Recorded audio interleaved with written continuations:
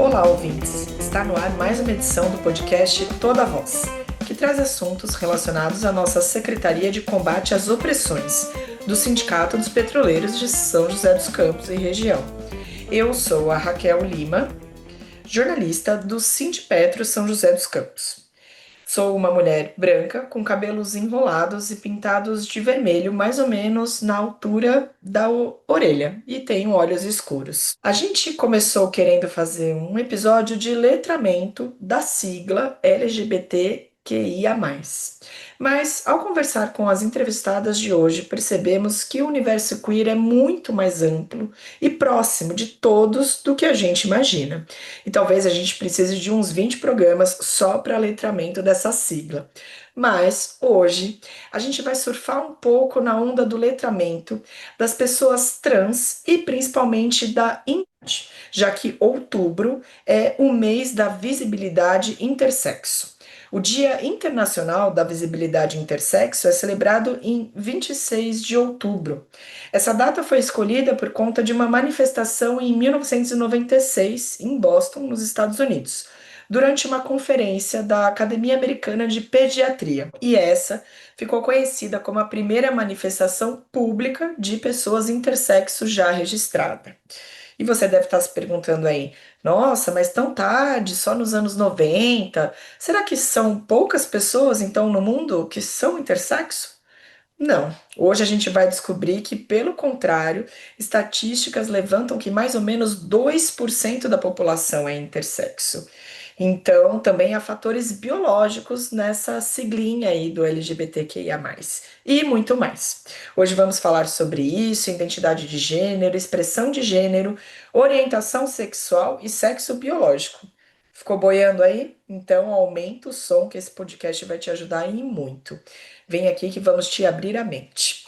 O Toda Voz I de intersexo e T de trans, letramento LGBTQIA+, está no ar. Hoje falamos com Thaís Emília de Campos dos Santos, presidente e fundadora da Associação Brasileira Intersexo. Ela é psicanalista e psicopedagoga e doutora em educação pela Unesp. Tudo bem, Thaís? Pode falar um oi aí para os ouvintes e também, assim, desde o último episódio aqui do Toda Voz, a gente tem adicionado uma pequena audiodescrição aí no começo de cada episódio. Tá bom. Oi, tudo bem? Eu sou a Thaís, fazendo minha audiodescrição. Eu sou uma mulher de ancestralidade indígena e italiana. É, Tenho a pele meio amarelada, meio parda. Meus olhos são verde, meu cabelo é castanho escuro, liso, comprido. Tenho o olho um pouquinho puxado. Sou uma pessoa magra e sou uma mulher intersexo. Bacana, Thaís. E mais uma vez aqui com a gente, e eu tenho vontade de fazer uma série de podcasts com ela toda vez que eu converso com ela, Bruniele Lemos, fundadora da Associação Transbordamos, embaixadora trans do Instituto Avon, ativista e militante pelos corpos trans e direitos humanos. Tudo bem, Bruni? Tudo bem? Boa vida! Mais uma vez aqui com vocês. É uma grande alegria e satisfação estar. Eu acho que esse podcast que traz esses letramentos, eu acho de extremamente importância. Então, todas as vezes que você me convida, eu venho com a maior alegria aqui participar com vocês. Como você já me apresentou, eu sou a Bruniele Lemos, sou uma mulher trans, magra, alta, com luzes no cabelo, olhos castanhos, da pele corpada, e estou muito feliz aqui de estar com você. Bacana, Bruni. E para representar o nosso Sindipetro, o diretor Adam Suzuki, também integrante da Secretaria de Combate às Opressões. Tudo bem, Adam? Olá, pessoal, tudo bem? Eu sou Adam Suzuki, sou um homem amarelo, estatura baixa, cabelos pretos cortados em formato moicano, olhos escuros e uso óculos preto e barba. E Bacana. é isso. Bom, e é isso. A gente está treinando cada vez que eu faço, assim, também é um exercício, né? E eu acho que é um exercício muito construtivo esse lance da audiodescrição também. Bom, vamos começar esse letramento aqui pelo começo, explicando o que na verdade está atrás da sigla, né, LGBTQIA+, que é a identidade de gênero, orientação sexual, expressão de gênero e sexo biológico. Esses quatro pilares que a gente tem tentado entender aqui, né, Brunes? Acho que se a gente conseguir entender isso, já é meio caminho andado, né? Você pode nos ajudar aí um pouquinho, Bruni? Sim, eu costumo dizer que, na maioria das vezes, né, que o maior inimigo da comunidade LGBTQIA+, é o achismo, né? As pessoas não terem conhecimento, é a ignorância e não a intolerância. E a comunidade LGBT, igual todas as outras pessoas da sociedade, tem uma identidade de gênero, orientação sexual, sexo biológico e expressão de gênero. Tem essas quatro caixinhas que existe e que compõem também a sigla LGBTQIA+. A orientação sexual é por quem a pessoa se apaixona, a identidade de gênero é como a pessoa se identifica, a expressão de gênero é como ela expressa o seu gênero, qual ela se identifica, e o sexo biológico é o sexo atribuído no nascimento. Bacana. E sobre o sexo biológico, que é onde a gente vai focar hoje, eu já fiquei até com. Quando a Bruni fica explicando esses quatro pilares, eu tenho vontade de fazer mais umas 30 perguntas de cada um, mas como a gente não tem 3 dias aqui de podcast, hoje a gente toma essa decisão de focar ali pelo sexo biológico, né? Esse quarto pilar aí que a Bruni citou. A gente tem principalmente essa letrinha I, que é a questão do intersexo, certo, Thaís?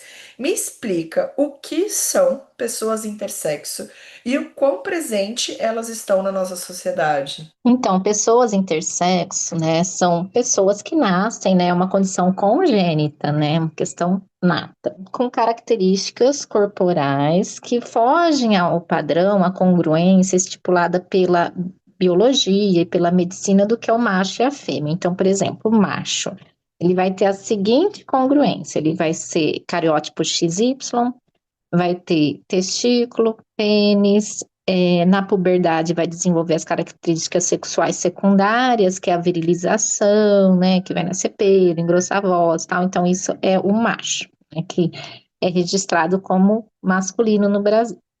A fêmea, ela vai ter os cromossomos XX, ela vai ter útero, ovário, vulva, vagina. Na puberdade, ela vai desenvolver as características sexuais secundárias, que é o desenvolvimento de mama, vai menstruar, etc. Ou a pessoa nascida intersexo, ela vai nascer com qualquer variação dessas congruências. Por exemplo, uma pessoa que tem cariótipo X e Y, mas nasce com uma vulva. Uma pessoa que tem cariótipo XX e nasce com pênis. Uma pessoa que tem, por exemplo, um cariótipo XXY, que além de ter esses cromossomos, na puberdade, ao invés de desenvolver virilização, vai desenvolver, por exemplo, um pouco de mama. É uma pessoa que nasce com genital atípico, que na hora do nascimento os médicos não conseguem definir se é um pênis, se é uma vulva, né? Pessoas que nascem, por exemplo, com ovário e testículo também interno. Às vezes o testículo não é externo, não é visível, mas ele está interno, né? Então, a gente tem mais de 150 variações de corpos que vão trazer uma vivência intersexo. E eles vão estar nomeados normalmente como síndromes, por exemplo, a síndrome de Klinefelter, a hiperplasia adrenal congênita, a síndrome de Turner, a síndrome de Noonan. Então, a gente tem cerca de 150 condições congênitas entre alterações hormonais, cariótipo e síndromes congênitas, que vai trazer uma vivência intersexo. O que é essa vivência intersexo? É uma vivência que, devido à condição biológica, vai trazer uma série, às vezes até de estigmas em violência, por nascer com um corpo diferente. E vai acarretar em cuidados próprios para a saúde e também vai, desde ali da gestação, acabam acontecendo muitas violências obstétricas, a certidão de nascimento, né, passa por uma série de questões ali sobre o registro, né? Então, a gente vai conversar um pouquinho sobre isso. Então, o intersexo é uma questão congênita, E são, corporal. eu acho interessante também quando a gente conversou de quantas pessoas que existem. A gente tem esse levantamento, mais ou menos, no Brasil ou no mundo. Quais números que vocês trabalham aí na Braille? Então, existe uma subnotificação. tá? O que que é isso? Por exemplo, eu tenho 4 filhos, 3 nasceram intersexo, né? E eu sou uma mulher intersexo, nenhum de nós fomos notificado. Então, a gente sabe que existe essa subnotificação, até na minha pesquisa de doutorado eu falo muito sobre isso, mas, assim, os dados que a gente tem da Organização Mundial de Saúde, cada 100 nascimentos, né, de bebês, 2 são intersexos. O que acontece é que muitas das condições intersexo não se percebe no nascimento, vai perceber no nascimento os que nascem com genital atípico, né, com genital diferenciado ou ausência de genital.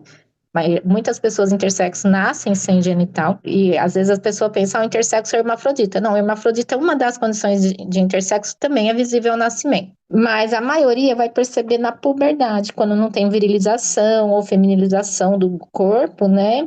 E aí vai procurar, porque, sei lá, tá com 17 anos e não menstruou ainda, né? Então vai fazer exames e descobre ali que é intersexo. Então, normalmente a notificação é para os nascimentos.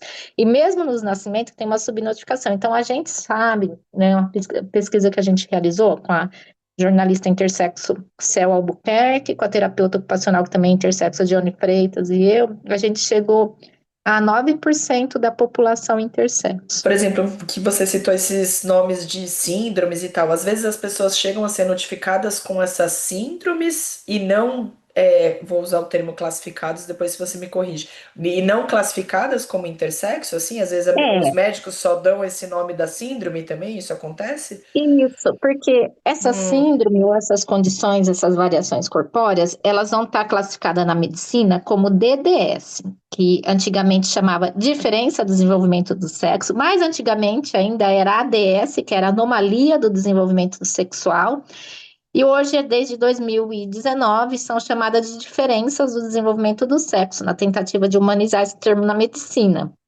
Mas o que que acontece? Na área da ciência, humanas e sociais, a gente vai chamar de intersexo, porque estes corpos vão ter uma vivência intersexo. Então, o que que acontece? O que é notificado são as questões congênitas no nascimento. Então, isso é notificado como síndrome. Então, o laudo vem escrito assim: bebê possui criptoquirdia ou possui pseudermafroditismo, vai vir escrito assim, ou possui síndrome de Klinefelter, vai pôr o nome da síndrome. Alguns médicos laudam como intersexo, tá? Então é algo ainda muito aberto. Então, alguns escrevem, possui uma condição intersexo. Eu já peguei alguns laudos assim. Ou vai vir, uhum. possui ambiguidade sexual, o do Jacob, do meu filho, veio, possui uma genitália indiferenciada, que impossibilita designar o sexo. Então, eles escrevem assim, mas na DNV, na Declaração de Nascido Vivo na Maternidade, já vem ali na parte de doenças congênitas, um campo para notificação. Uhum. O E como problema, que eu ia até acrescentar que o problema é que nem todas as síndromes se descobrem ao nascimento, porque vai fazer o exame genético, demora ah, algumas semanas para ficar pronto. e aí depois, assim, quando nesses casos de adolescência e tal, aí a notificação já passou. Aí, é isso também, aí fica meio na subnotificação. Isso, fica muito na Entendi, subnotificação. entendi. E como que a medicina, atualmente você começou, né? Só citou, por exemplo, como violência obstétrica, né? Como que a medicina atualmente lida ao nascimento, né? Com esses bebês e notificando, né? Que são bebês nessa condição intersexo. Como que estão esses atuais procedimentos e como, principalmente, eles deveriam ser aí, né? No seu ponto de vista também da ABRAE, né? Então, varia muito realmente de cada profissional da equipe, tá? Existe uma normativa do Conselho Federal de Medicina de 2003, mas ela é muito antiga. Mas, de fato, essa normativa, ela também não é seguida, né? Porque a normativa, ela contrapõe as bases da Organização Mundial de Saúde, né? Desde 2013, ela estaria irregular no Brasil, né? Porque na Organização Mundial de Saúde, por exemplo, essa normativa fala que um bebê nasceu intersexo, ele tem que ser operado, né, para fazer uma plástica no genital. Nessa normativa fala que não, que tem que esperar passar, esperar que a criança cresça e participe dessa decisão sobre o corpo, porque a gente tem que respeitar a autonomia da pessoa. A da OMS fala isso e a nossa Não. da medicina. Não, explica direitinho, E aí, então. o que que acontece? Alguns médicos Aham, seguem a OMS e outros não. Então, a gente entendi. percebe, os que têm uma visão mais humana em relação às crianças, eles têm essa perspectiva da autonomia, né? Não só humana, uma perspectiva ética. A gente não pode, decidir, nem os pais, pelo corpo de um bebê, é uma decisão irreversível. Essas cirurgias não têm como reverter no futuro. Então, a gente vê essa diferença. Então, por exemplo, varia muito de onde nasceu. Por exemplo, quando meu filho nasceu, tinha médico que falava que tinha que operar e a outra equipe falava que não. Então, varia muito, em cada hospital vão ter perspectivas diferentes mesmo. Então, é muito complicado. Ela é Maria, ela é Maria, Maria. Ela é Maria, Maria. Ela é Maria, Maria. Salve teu corpo do banzo, ela é Maria, Maria. Sua língua é uma faca, faço dela o meu perfume. Sacrifico o meu sangue, transiciono no negrume. Sua língua é uma faca, faço dela o meu perfume. E Bruni, aí trazendo um pouquinho para a letrinha T agora, né? Porque no nosso papo antes a gente falou tanto dessa questão de procedimentos, né? Como a nossa medicina, né? Eu queria que você falasse aí um pouquinho, né? Como a nossa medicina ela incentiva, né? Ela faz tantos esses procedimentos em bebês e como que isso acontece com crianças, adolescentes e adultos trans que também anseiam por esses procedimentos, né? Enfim. Então, ao contrário da comunidade intersexo, que esses bebês, tem gente que fala cirurgia, né? Eu falo mutilação, amiga. Esses bebês são mutilados enquanto bebês, porque não tem a concepção de ninguém. E também já é comprovado que essa cirurgia que é irreversível, ela não funciona, porque quando esses bebês crescem, eles não se identificam com o sexo que os médicos escolheram ali para operar.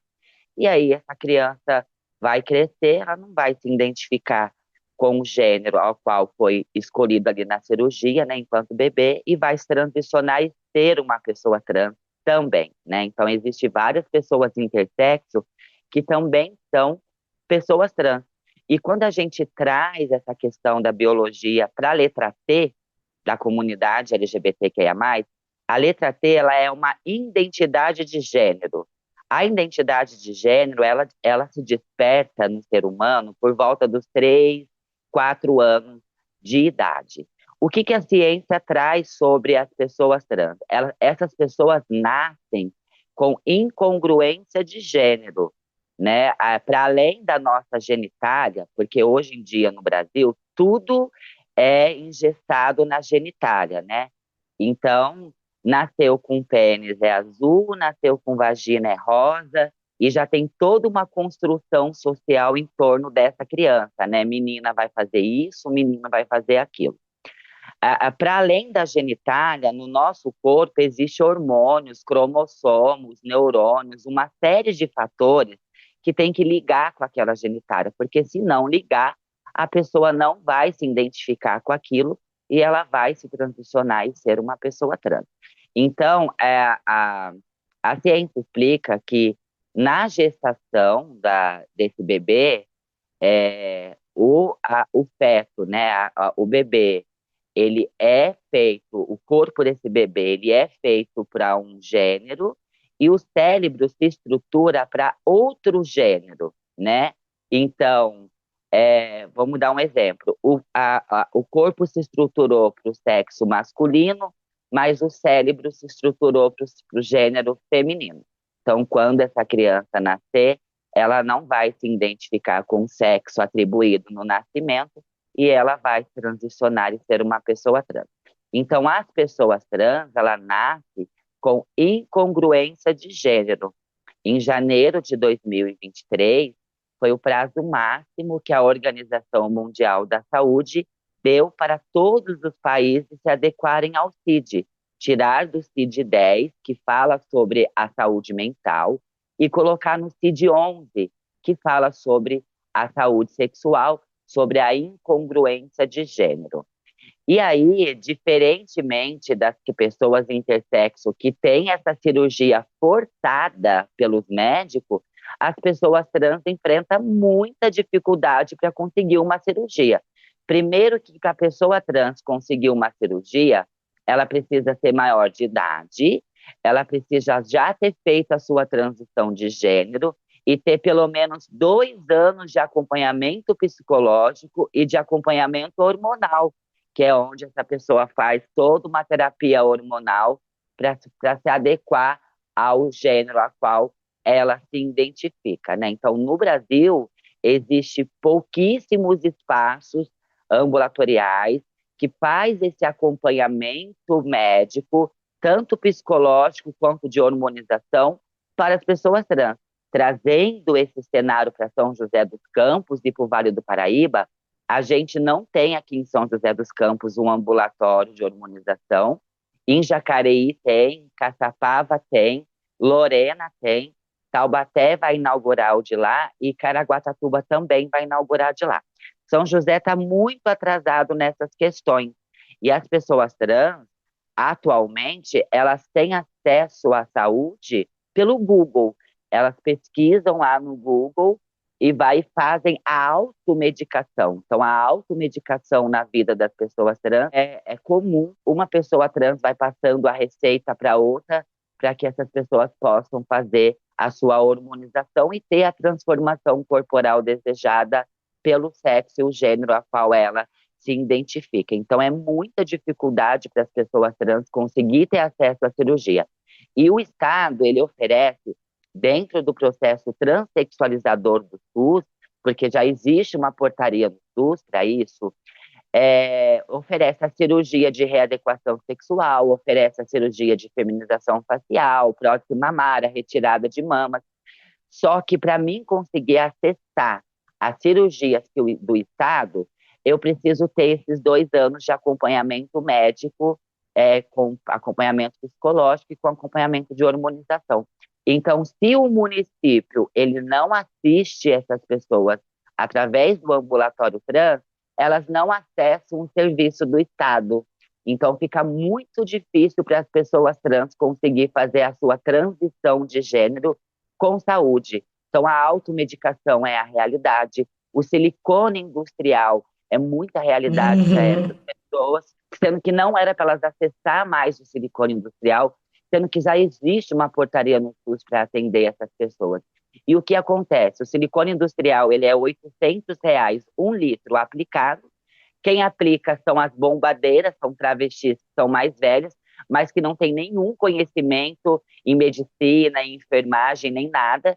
Pega uma agulha de aplicar hormônios em animais, em cavalos, uma agulha extremamente grossa, para aplicar esse gel. É um gel lubrificante de motor de avião, que é injetado no corpo dessas pessoas e que dentro do corpo ele vira uma borracha. Só que isso queima, isso entra dentro dos músculos, Nossa, isso pode trazer uma série de problemas, porque isso não é compatível ao corpo humano. lógico. É um óleo usado para lubrificar motor de avião, né? Então, enquanto as pessoas intersexos são forçadas, enquanto bebês, fazer cirurgias de readequação sexual, as pessoas trans estão muito longe de conseguir uma cirurgia dessa. No estado de São Paulo é feito somente 2 por mês. Então está muito distante da nossa realidade. Gostei que você expôs bastante o cenário, tá? Mas a polêmica mesmo eu vou puxar no segundo bloco. E, Thaís, me conta um Nossa, pouquinho. eu queria Diga. até fazer uma colocação com essa fala da Fala, com Brunelli. Tem um certeza. roteiro. Mas assim, agora ela me falando que são só 2 cirurgias por mês no estado de São Paulo, Pois pessoa é, trans, né? eu tô chocada, porque em bebê intersexo na cidade de São Paulo chega a ser 6 por semana. 6 por semana? Nossa.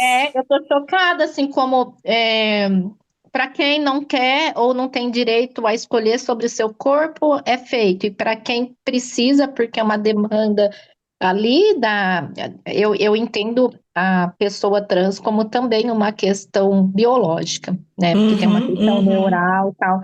e precisa do cuidado, né? Então, assim, é muito discrepante. E eu não sabia Muito que São José dos discrepante. Campos não tinha ambulatório, uma cidade tão grande, tão cheia de tecnologia. Eu tô chocada. Eu tô, assim, com esses dados que a Brunielli trouxe.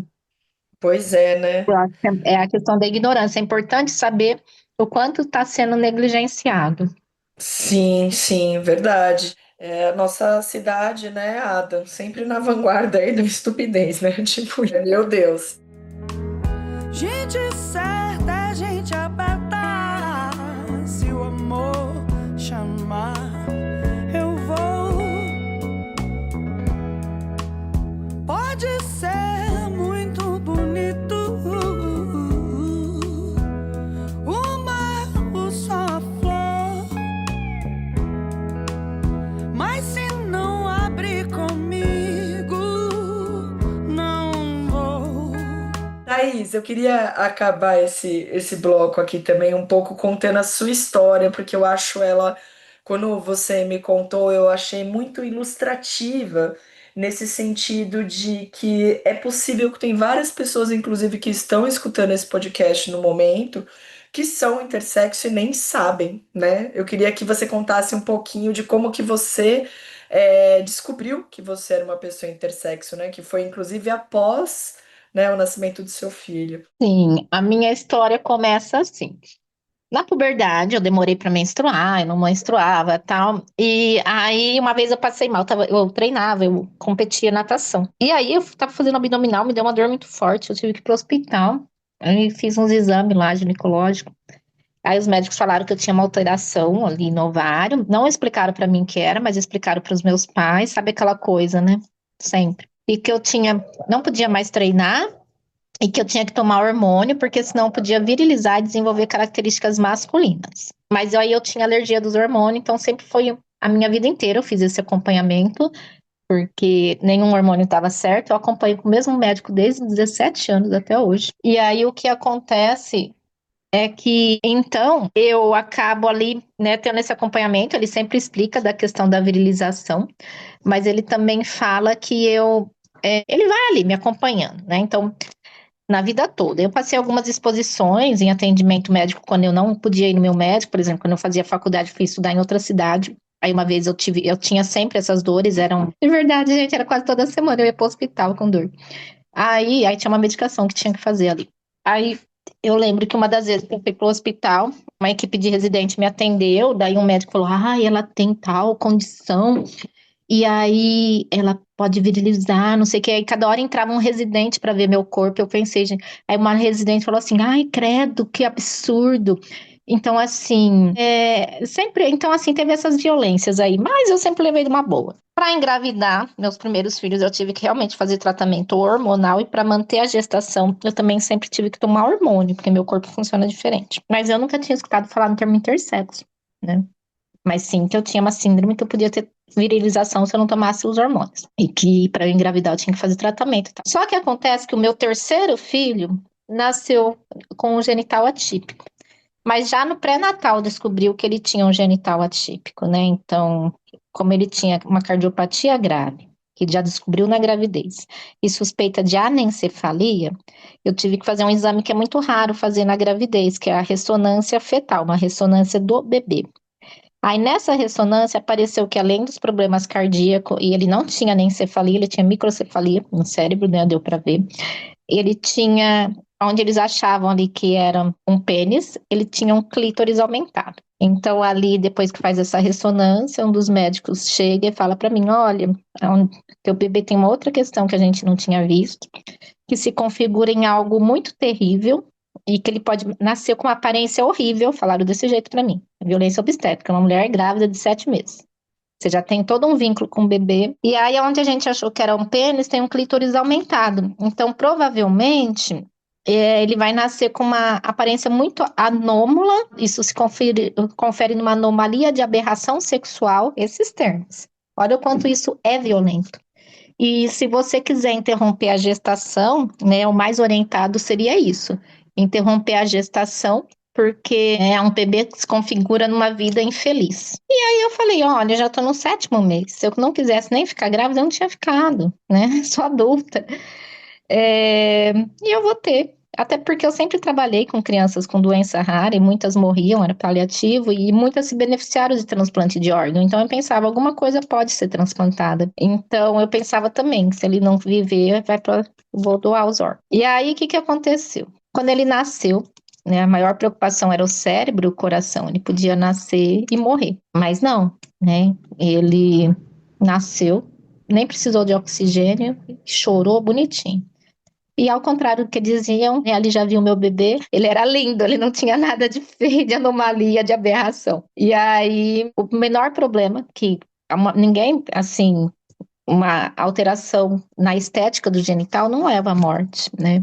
Mas no coração e no cérebro leva. Mas o menor problema dele, físico, anatômico, se tornou o pior problema quando ele vem para essa sociedade, onde cérebro e coração, que são órgãos vitais, eram menos conflituosos do que ter um genital diferente. E aí é quando se faz um monte de exame ali na maternidade para descobrir se era menino ou menina, e não conseguem descobrir, porque ele não tinha ovário, não tinha útero, não tinha testículo, né? Então não dava para saber. Aí fala, ó, a gente vai fazer um exame. Se ele for XX, vocês registram e educam como menina. Se for XY, vocês registram e educam como menino. Aí eu falei, mas e se ele for XXY, X0, XXX, eu estudei genética, né? Eu quero saber. Aí eles falaram assim, daí vocês educam como menina, a gente faz a cirurgia para menina, que é mais fácil a cirurgia. Aí eu falei, imagina, não é uma plástica que vai fazer o meu filho ser menino ou menina, que é uma questão psíquica, né? Eu posso fazer a plástica que for, senão não, sabe? Senão não existia pessoas trans. Aí um médico que estava quietinho lá, que era o mais velho, o mais senhor, falou assim, para os outros médicos, vocês ficam fazendo essas cirurgias nesses bebês, aí quando eles crescem, eles vêm procurar o meu ambulatório para reverter e não tem como. Eu falei, isso acontece? Ele acontece muito. Aí meu marido falou, então nós não vamos fazer nada, quando ele crescer, ele que escolhe o que vai ser feito, né? Então essa foi nossa decisão. Aí eu quis conhecer adultos que também tinham questão assim genital, para saber se eu estava certa de não operar, e aí foi muito emocionante, né? Foram as pessoas ali que me apoiaram e falaram que passaram por cirurgia, não se identificavam, ou que tiveram sequelas de cirurgia, que tinham muita dor na relação sexual, ou que tiveram bexiga amputada em cirurgia, uns casos muito sérios, sabe? E aí depois eu fui fazer a certidão de nascimento. O hospital não entregou a declaração de nascido vivo, falando que ele não podia ser registrado porque não era menino nem menina. Eu achava que isso não era real. Fui fazer o registro, não podia. Fui no promotor, o promotor não sabia de nada. Fui no INSS pegar meu auxílio maternidade, foi negado porque meu filho não era menino nem menina. E quando saísse o exame de cariótipo, eu ia receber retroativo. Só que meu filho era cardíaco, precisava de cuidado com a saúde, muito gasto. Eu gastava muito dinheiro com os remédios e tudo. E foi negado, né? Falaram que eu ia receber o Nossa. retroativo. Um caos. Nossa, além das burocracias da própria saúde em si, tem também as burocracias do mundo, né? Desse lance do Sim. do registro, eu nem sabia. Olha que loucura, né? Você não pode nem Não, registrar. não pode registrar. E aí eu conheci outras mães de intersexo e elas falaram, o meu ficou 8 meses. Falei, gente, vocês acham normal isso, uma criança ficar sem registrar? Mas eu recebi o retroativo. Não é questão de receber o retroativo. É direito à vida, ao nome. E no meu caso, eu precisava dos medicamentos naquele dia. Ele não tinha direito nem a cartão SUS. Aí eu fui no Ministério Público, tive licença maternidade negada. Eu fazia doutorado, com 15 dias eu tive que voltar a assistir aula com ele no colo. E aí uma das professoras ali fala, Thaís, isso é um absurdo, vamos levar para uma conferência internacional da mulher. Eu levo, conto o caso. Aí tinha ali um procurador da República, e isso começa a tramitar no Conselho Nacional de Justiça. E aí em 2021, né, porque ele nasceu em 2016, em 2021 é mudada a lei de nascido vivo no Brasil. E agora os bebês nascidos intersexos têm direito a registro por causa do meu filho, porque o caso dele eu consegui documentar tudo. Então, a gente conseguiu a resolução normativa ali sobre. Então, assim, quando nasce um E, bebê com uhum. genital atípico, pode registrar ali, né? Eles deram autonomia para as famílias. A gente queria que qualquer bebê nascido intersexo tivesse registro intersexo. Não conseguimos o termo intersexo, mas conseguimos o ignorar, deixar em branco. Então fica Sim. sem masculino, sem feminino, ou a família Uhum. pode escolher masculino ou feminino. Só que não sai E, sempre. e, e você se descobriu quando? Uma semana depois que ele nasceu, que é meu ginecologista e eu, a gente descobre junto o termo intersexo. Quando eu pesquiso ali a ambiguidade Entendi. sexual, tal, aí eu Uhum. conheci um ativista que é um dos fundadores da Abrai junto comigo, que era intersexo. Ele falou: Ó, isso que você está chamando de ambiguidade sexual, o nome certo é intersexo. Aí eu, nossa, que legal. Hum. Daí ele me explicou. Aí eu falei pro meu Uhum. ginecologista. Aí meu ginecologista começou a pesquisar. Aí ele falou: Nossa, Thaís, eu tô lendo sobre intersexo. E é o seguinte: eu tenho muitas pacientes que são intersexo, é que a gente usa o nome da síndrome. E então, assim, Uhum. muitas são intersexo. E uma delas é você. Você é uma mulher intersexo.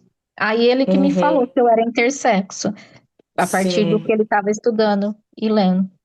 Não, Entendeu? é muito, muito, Quando eu muito recebo esse legal nome, esse. eu entendo a minha Aham. vivência, a vida Sim, inteira. Porque lógico, né? a gente fala que a pessoa intersexo, ela não é cis, né? Vai ter a pessoa, porque assim, a gente, por exemplo, eu fui registrada como mulher, mas para uma ser lida como mulher, eu tenho que usar hormônio, sabe? Uhum. Mesmo que eu, mas se eu fui registrada como mulher e não me identificasse como mulher, eu também ia ter que usar hormônio. Então existe Uhum. pessoa ipsogênera, intersexo, e a trans intersexo. Sim, nossa, é um letramento e tanto, né? Adam, você já tinha escutado tanto conteúdo assim sobre a intersexualidade? Então, não, de fato não. E assim, acho que a questão não é nem só ouvir o conteúdo, mas ter contato com a vivência. Eu acho que isso é um dos pontos mais importantes. Porque muitas vezes a gente acaba se letrando por cursos ou pegando informações e lendo, mas esse contato, né, direto com as histórias, eu acho que é o que acaba trazendo para a gente mais empatia mesmo pela questão, e eu acho que é onde muda a visão. Assim. Está sendo incrível, está sendo uma grande aula, uma grande experiência, e que bom que está sendo gravado, vai virar um episódio, porque isso pode impactar muita gente. É, exatamente. Bom, gente, ó, eu tô encerrando aqui pra gente ir pra segunda parte logo, que eu quero entrar nas polêmicas, tá? Posso que vocês também.